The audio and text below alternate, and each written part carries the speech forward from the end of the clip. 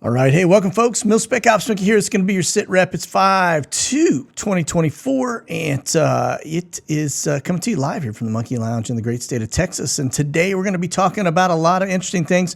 We're going to revisit some of the weather aspect right up front because, yes, they have done it again, and we're going to take a close look at that. But, hey, listen, before we get down that path, I wanted to just tell you this show is obviously sponsored by the Satellite Phone Store. And, here's the thing.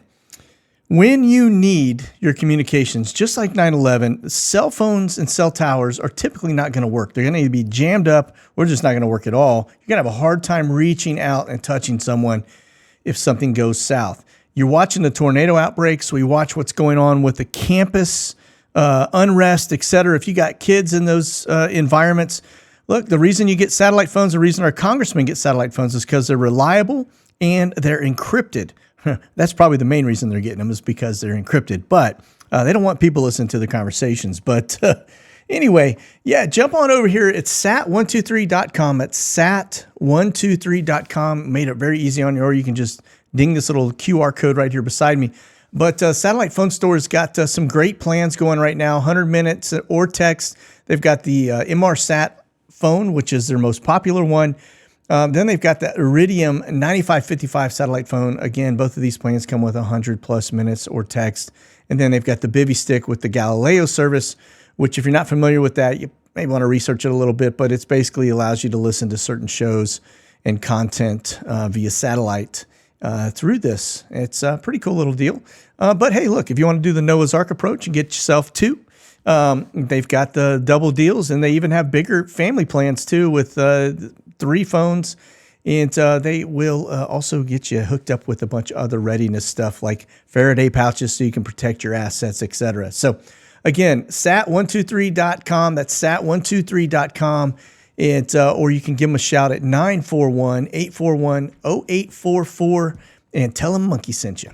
All right, well, listen, let's jump over here to our regular. We're going to jump into Skyglass as always as we start to get into the details here. Just, let's see, about 188 up right now. We've stripped out 120 trainers. So, but you can see there are a handful of these Intel balloons up north to the northern border, pretty close, actually, all the way up to the northern border. And we've got them here off the west coast. And, of course, we know we've got 2 down here in the Caribbean that aren't showing right now. So, kind of active and busy from that standpoint. But let's look at what the Intel community is up to. And you can see a little bit of the regular coming back. We see the stuff coming in and out of Tucson into Texas. We got a little bit to the north on that northern border yet again, right? And then a little bit there south down towards the Carolinas and Georgia. Now, when we get over here to Europe, it's kind of light for the last 3 days. We would expect to see a little bit more given the climate and environment, but just notice very, very close look at Serbia and Kosovo, et cetera. I think they are worried about some unrest going on there. And then Israel, hot and heavy in terms of the intelligence gathering. Then we'll go take a look at Asia here just to see what's going on. I don't have anything to the north near Japan, but we do have stuff going on here near the Philippines. Now, my understanding is there's some unrest going on down there as well. I don't have anything on that, but we're going to keep our ear to the ground and see if there's any truth to it. And then the drone aspect. Just notice I don't see any long transitions back and forth across the United States into Dayton, Ohio, but I do see very active along the Southern California border. And then this little pigtail that jumps out over the Atlantic climbs up out of Jacksonville Naval Air Station, and then this one over the Chesapeake. Remember this little area right here? This is where, you're talking about the Baltimore Bridge. You're talking about just leads right up to the front door of the White House. And a little bit there south of the Canadian border in Winnipeg.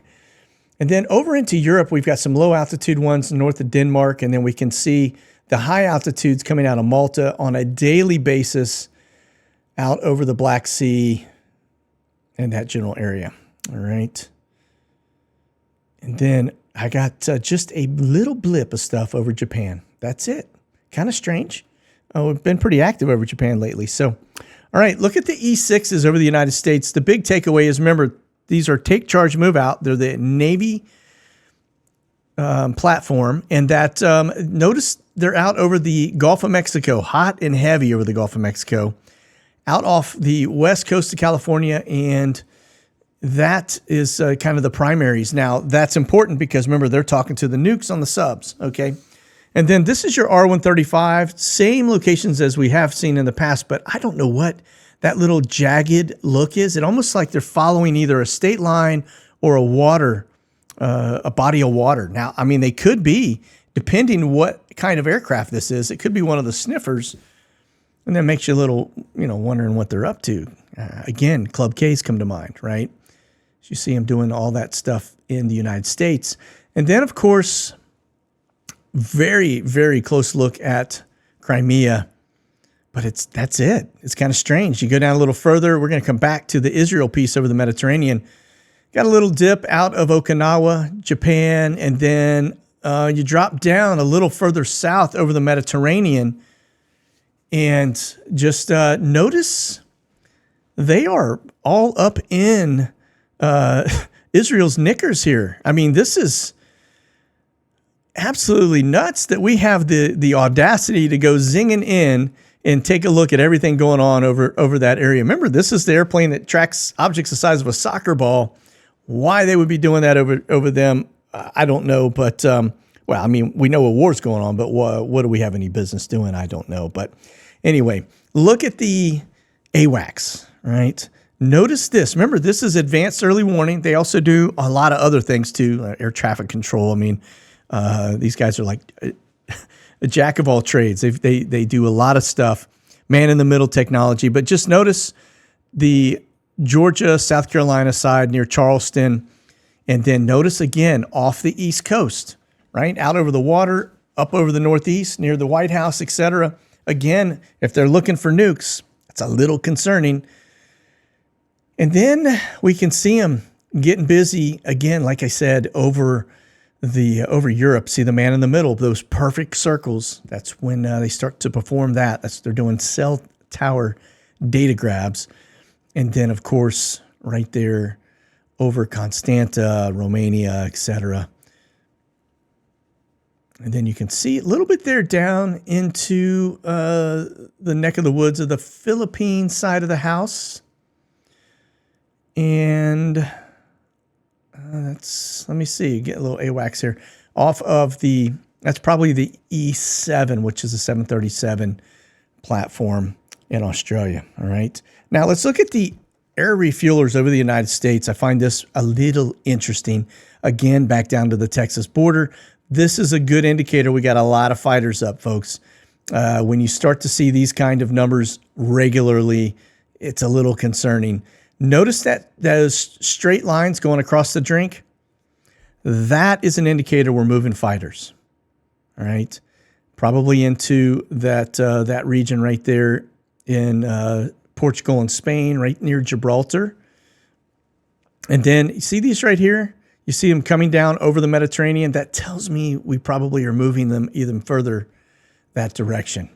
All right. Giving them a little go juice to get them across the rest of the way. So they probably went into the Middle East if I had to guess. But that, again, is an indicator that we are moving fighters into the Middle East. Okay. Notice I didn't say Europe, Middle East. Okay. Right. And then, of course, let me do this. I do want to show you the C-17 stuff just because it is, you got them coming out of Australia. It looks like they're headed up towards the Darwin neck of the woods.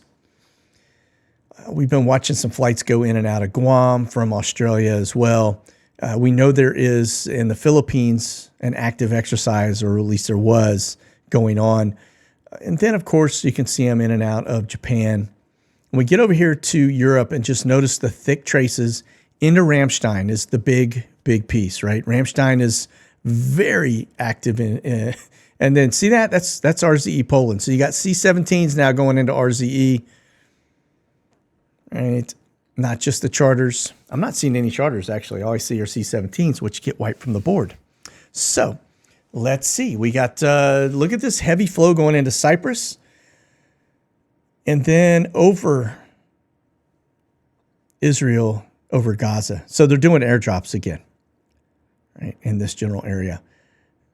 Now, the interesting thing, we'll talk about where the naval platforms are, the ships, the carriers, etc. Notice that's into Beirut and Lebanon, and then you see in and out of Egypt, and then doing the drops. Then, of course, we got a lot of traffic going into the rest of the Middle East there, into Bahrain and Qatar and UAE. All right, now look over the United States, and it is hot and heavy on the eastern seaboard, which is a big indicator we're moving stuff via aircraft. That's a little more of a sense of urgency rather than putting it on ships. But just look at the spread across the United States. The other interesting piece is, see that right there? That is right down on the border. That's right next to Tijuana. So probably bringing in meals and, warming blankets and all the other stuff they do to welcome our new invaders. And then, of course, up and down the West Coast. But that's going to be your C-17 stuff. Now, let's do this. I want to get into the news side. We're going to look at the weather piece first and foremost. And actually, that's not the weather piece. That's going to be the NOTAM piece. This is your weather piece. This is Abilene. All right. I think that's I think maybe Marfa, somewhere around there. But the big takeaway here is this is cloud seeding. Again, this is the company. This is the tail number N4125G. And Seeding Operations and Atmospheric Research, a.k.a. SOAR, they are not a Texas-based company, to my knowledge. They are operating out of another state, but they come into Texas quite a bit, and they seem to be the ones that are doing a lot of the bidding in terms of thunderstorm stimulation. Okay, let's just put it that way. They did it the other day. We had huge tornado outbreaks into Oklahoma. When they seed out here like this, that typically, when they're down south here, we get it in Fort Worth. When they do it here, we typically see it go up into Oklahoma. All right. And this is active weather radar. So it's not giving you what it was at the moment. Let me go back to the time, 4:36 to 5:22 p.m. Central Time. We jump over here to my radar. I go into their little Wayback Machine. We've got it set from 4:10 to 6:10. I want to just show you the thunderstorms. Now, this is the area out near Sweetwater where they are doing the cloud seeding, all right? And you're going to see as we start to bump up the time slot to later in the evening how the storms typically fire up, okay? And you can see now the stuff up here now into Oklahoma. That's because they seeded all of this in here, right? And then hours later, this is between 7:55, so 8 to 10 p.m. I'll go back just a little bit further to about 7 to 9 p.m. And we'll just kind of show you what happened with the storms. But just watch how they will flare up. You've got them spraying right here, and then now it's 7 to 9 p.m. and you can see it's actually interesting enough. It is all now that stuff that they would have sprayed, 4 hours prior to that would now be up in here. Now this is where we were watching the tornado outbreaks kind of roll through here. I think Cordell got hit pretty hard up into Oklahoma. But anytime you start to add to the atmosphere in this general area, it intensifies these storms. These look like they kind of fizzled out a little bit hours later, but of course, again, all of that is up here. When they were spraying at the time of their spray, let me back it up, and this is the time frame when they were actually doing it out here. And let this start to go, and you can see the storms are popping in, and this is what they're out stimulating. And of course, like I said, it hundreds of miles away. These storms that stuff just stays up in the atmosphere, and it's cloud seeding. It's not the same as chemtrails. It's cloud seeding. But you can see them actually dipping in their little route. This would have been a storm in here, and they would have been flying around that thunderstorm. Anyway, and then, of course, from there, it gets into this area, and it starts to really wreak havoc, all right? So this was on the 30th was the day of this flight. So, again, it's, it is what it is, I guess, right? Okay, let's move over here to this side of the house. We're going to be looking at Flashbang. He is headed down, panhandling yet again. Looks like he's going to, I guess, some law enforcement officers were killed and wounded in line of duty, so he's going to go down there and try to win some votes for them. I do find it interesting is it's just the sheer fact that he seems to be so stubborn. I mean, do you remember when we started talking about the Nord Stream and before we attacked the Nord Stream, before we tracked the flights and all that other stuff, where he was asked about, what he was going to do about it. And he was very, very cocky, and he made the comment that, it'll be taken care of. That is the same approach he is taking with this election, and the fact that if Trump does end up getting into office, which right now it looks like he's blowing out Biden in a lot of cases, if they don't do what they did last time, and he does end up taking it, they are setting him up. Well, I would imagine you've got the perfect storm brewing right now to basically tank the economy, probably more than likely bring out, some of the other, release the Krakens, so to speak, and just a multitude of other things besides court cases and trying to convict him. They're going to pull out all the stops. And so we need to be staying very frosty right now between now and the time of the election, because this guy right here is a career corrupt politician. He's been around a long time. He knows how to play the game, and his handlers know how to play the game. That's the deep state, okay? All right. Check this out. Again, panhandling, right? This should be illegal. For him to announce fresh round of $6.1 billion in student loan handouts, bringing the total given to $160 billion. Absolutely, most people don't qualify for these handouts. The people that do qualify are the people that are basically rioting at the schools right now, okay? So this is, again, he's just trying to buy votes, clear as day to most of us. All right. You want to see what they've been bringing in and why we have the issue that we have? Look at this. According to CBP data, that's Customs and Border Protection data, at least 404,000 migrants have flown into the U.S. via their parole program since, I gotta call it payroll program, since it first began. Check it. Look at the numbers here. 154,000 Haitians. Told you they were coming. 95,000 Venezuelans. We've been hearing all about the gangs from Venezuela that are setting up shop. 84,000 Cubans. Yeah, we see the flights coming into Miami from Cuba. That was Swift Air, by the way.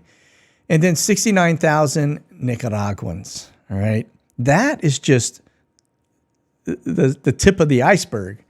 The reality is it is far greater than that. And here, look by state. This is where it gets really kind of crazy. Top 15 cities migrants flew into, and the numbers during the 8-month window below. And this is probably excluding the Swift Air data, which is 1.2 million just by themselves. Miami, yeah, loading up Florida. Look at this. 2 cities in Florida, 91,000, 60,000, right? If you've noticed that things have changed, the environment has changed, the people you see in your apartment complexes are now looking a little bit different than they used to. Yeah, that's why.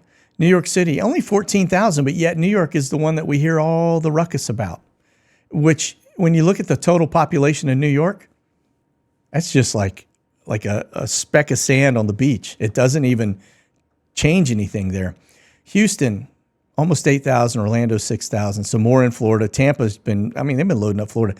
Dallas, 2,200. But you can see this is where the numbers are. All right, bringing them in. All right, let's talk protests for a minute. This is really looking like, I'm waiting any moment now to see the next Kent State happen, but protests have grown at UCLA campus as arrests made at University of Texas. So they continue to go. Like I said, this is looking a lot like a U.S. Arab Spring. If you remember the Arab Spring, that's what it was all about, protesting the government. Here we are. They're standing up at all the universities. Well, those are low-hanging fruit. Why? Because you're bailing out their school bills, okay? You're letting Soros pay for these people to go do this. But yet we want to focus so much on January 6th when the reality is this is exponentially worse than January 6th ever was in terms of the unrest across our country, right? Here's another one. New York PD storms Columbia's Hamilton Hall after pro-Hamas protesters illegally took control of the building. We've seen this happen in multiple places. I'm surprised they actually went in and took down the stronghold. In Portland, they would have just brought them, food and water and weapons probably to help them endure for the long haul, right? Okay, and look at this. Biden mulls offering Palestinians safe haven into U.S. amid the Gaza war. Listen, he's not mulling anything. I've already told you, we've been tracking the flights. He's bringing them in. He's about to bring them in exponentially higher. Basically, you're going to be taking probably a large majority of folks out of Gaza and out of Palestine and bringing them into the United States. So that's not good, right? These are not like-minded individuals. And as you can see from the riots happening at all the universities, that they're willing to go the distance here. And again, this is just treason. This is honestly, it's treason. We don't need to be bringing them into our country. And this is probably not the real Joe Biden, one of his stand-ins, which we've figured out he has a multitude of them and has for quite some time. So let's get on with this piece. Protests erupt in Georgia. Now, that's not the state of Georgia in the United States. That is the state of Georgia in Europe. As Parliament passes foreign influence bill, protesters attempt to besiege the Parliament building as security forces intervene using tear gas and water cannons. It's happening all over the place. I just told you we heard rumors about some unrest happening in the Philippines. We see it in Georgia. It's just pockets and pockets all around the world right now. The man of lawlessness is certainly licking his chops because the world is just very rapidly going to hell in a handbasket. Okay, Biggs Army Airfield, big piece here is it looks like we've got troop deployments headed out again. I don't know where they're going to go. We're going to keep eyes on it. But notice you got an arrival coming in from Portsmouth. That could have been a rotation. But then you've got two spas rolling in from Huntsville, Alabama. And then they went to their home base operations in Tucson from there. But Atlas Air, right, 767-300 headed down to Fort Hood. And let me see if we got any others on the board. So it looks, this is a pretty big, compared to what we've been seeing, a very big turnover in terms of potential troop movements here in and out of Biggs Army Airfield. All right, Ramstein, again, this is where it's happening. Look at these storms. That's hail when you see these pink, hot pink cores. So it looks like they're getting some hail there. But Luxembourg, let's just go down a little further as it looks like it'll be getting lit up. I just want to show you the board here. The big takeaway is really just the sheer fact that it's just full. When you see the reach and all of these reaches, those are C-17s coming inbound, C-130s, C-130s. So it looks like we are moving a multitude of stuff into Europe. And then, of course, we've got this one Camber flight rolling out headed near Cairo, right? We know where that's headed. That is probably bringing some troops in to the region. All right. And that Atlas Air is en route from Baltimore, Washington. That's a 747. So, all right, this is the Brits. And let me just back up a little to see if we catch them. So I had them, we've got them going in and out of Crete, and it looks like down in Africa, headed back north. All right. So the Brits were definitely, I've got 4 on the board, but I only have 2 in the air in terms of what I'm seeing. So we'll just move on from there. But Africa seems to be a big push right now. We know there's some unrest in Niger, and that we've been basically told to vacate, so that could be part of it. Now check out this U.S. Camber flight, right? We got soldiers. This is headed down to what looks to be, let me see where this is. I'm just going to click on the base and see when it pops up. So it's headed into Brazil, the Federal District, BSB. All right, and that's where it's zinging from now. But this was the earlier flight, and it's like I said. Well, look, it's gone now. All right, well, interesting. Okay, but the camera flights look to be a little more active today. We've got 4 on the board, and sorry, that's the Brits. That's not the camera flights. Let me go back. I thought that looked awfully familiar, and I got a lot of tabs open, folks, so I do apologize for that. Here we go. And so you can see the camera flight. That one's headed down. So wait a minute then. Okay, so it looks like it's headed into Brazil. So it landed there locally. And we've got another 777 coming out of Shannon, or headed, coming out of Shannon. I don't see it into the U.S. And then this one looks to be headed back towards, so that one's leaving Shannon, unless it's, let me get in a little closer and see. Maybe it originated in Shannon and it's now landing. Looks to be headed in towards Luxembourg. All right, here's RZE. There's not really a lot to report other than I've shown you a bunch of C-17s have gone into that airport. Remember, this is a mixed airport. You have commercial and military going in and out of this. What I do see is I see NATO. I see the base commander coming in. We just showed you the other day. We had spar flights in the area.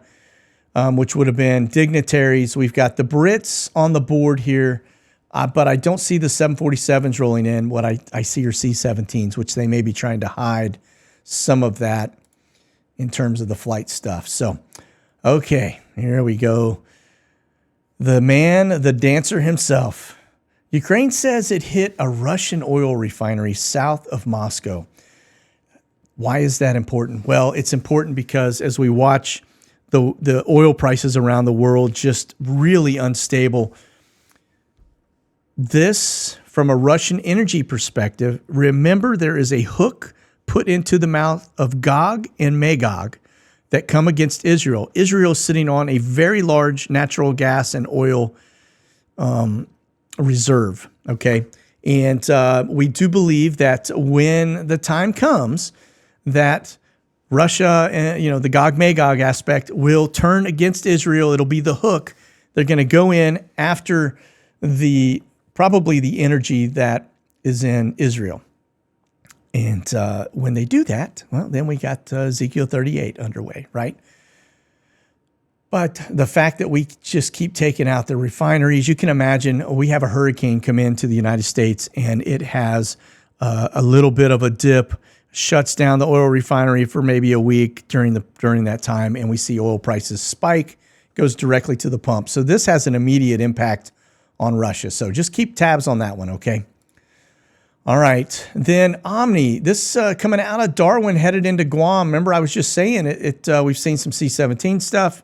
We know there's some exercises going on out here in the Philippines, but we seem to be staging quite a bit of stuff in this region right now. Again, is it because the likelihood that China goes after Taiwan before Trump gets in? I would say if there was a window, that was probably it. I don't see them not doing it before Trump gets in, if he gets in, right? We're assuming that he would get in. So anyway, moving on.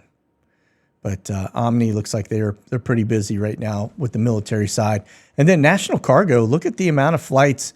We've got 747 actually in and out of Israel, Tel Aviv, which is interesting. All right. We do know they just got released a whole bunch of money. All right. So that's going to be that little blip. All right. And then we see several from Anchorage to Hong Kong. All right. Those are probably not military related. And this one over to Orlando, which that's coming out of Europe, and then Toronto into Anchorage as well. So, all right, that's going to be National Cargo. Again, it's a military charter for the most part, except for the Hong Kong piece. I don't think that is. All right, Sacramento to Hong Kong. So it looks like we are now flying over and getting stuff. That's Western Global versus putting it on the slow boat. All right. Now, we were talking about the Navy and where they're located currently, and this is important because just notice you got this one that's parked right off the shoreline of Israel doing operations. All right, so and that looks like that's several, so 4 or 5, maybe 6 vessels that are kind of hanging out. That's got to make Israel feel just lovely. Of course, there's Eisenhower. We know they moved into the Med. Looks like they're in Greece right now. You've got this one just off the shoreline of, well, that's kind of in between Portugal and kind of down here. This is Morocco and the Western Sahara, right? And of course, look at all of the stuff off the East Coast. Remember, we've been watching a lot of operations happening off the East Coast of the United States. Out here, we see the boxes double up, and looks like the carrier operations are out kind of in here. All right. So anyway, that's where we are, and let's move on from that. Get into this piece. I thought this was interesting. This is the Manta Ray. It's an underwater drone, even more enormous than we thought. Really, it's not that enormous. I'll show you. It looks big right there because you got that little boat, but remember, that is just one of your little small, couple man. This is the kind of boats that SEAL team guys use, right? Typically not orange, but black, all black. All right. But this is the Mantis. They say it's significantly larger than what we thought, but let me just show you. These guys are standing on top of it. It's not that big, right? It's actually smaller than an airplane, or about the size of maybe a Cessna. A little fatter down here. Probably looks pretty cool underwater. Just kind of give you a different look. But the interesting piece to this is just the fact that it's a DARPA product, right? And if you're familiar with DARPA, that was started with the Nazis, all right? And you can go all the way back to their history. That's how we got the web, and that's how we got Facebook and 23andMe and Google and all the other stuff that is mass surveillance in the United States and around the world. So, all right. Well, hey, here's a little palate cleanser for you as we wrap up. This is a pro-Palestinian, pro-Israeli protest that was happening as they unite to chant, "Let's go, Brandon." Interesting that, they would set everything aside. These are Trump folks here that are counter to the Palestinian side, pro-Americans. This was what they would consider terrorists by our agencies and our government. And the guys across the side that are actually doing the protesting and, throwing rocks and taking over buildings, those are actually what our government would consider the good guys. So go figure that out. The world is on its head. But the fact that we can unite long enough to send a message to this clown right here, yes, power to the people. This is great stuff. All right. Hey, listen, that's going to do it for today's SITREP. We'll see you on next Tuesday. If you're on Patreon, don't forget, we've got our Q&A, live Q&A immediately after this show. And then, of course, we've got our weekend content that goes in at Patreon. So that's going to do it. I hope you guys have a fantastic rest of your day. We'll see you here soon enough. Keep that powder dry. Stay frosty. God bless. Monkey out. Thanks for watching. Head over to the online store to check out the latest gear and products by scanning the QR code on screen now, or go to monkeywerxus.com.